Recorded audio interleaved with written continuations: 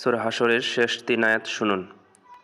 বিসমিল্লাহির রহমানির রহিম।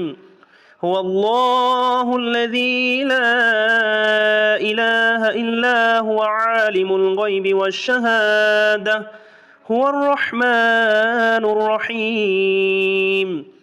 হুয়াল্লাহুল্লাযী লা ইলাহা ইল্লা হু الملك القدوس السلام المؤمن المهيمن العزيز الجبار المتكبر سبحان الله عما يشركون. هو الله الخالق البارئ المصور له الأسماء الحسنى يسبح له ما في السماوات والأرض وهو العزيز الحكيم.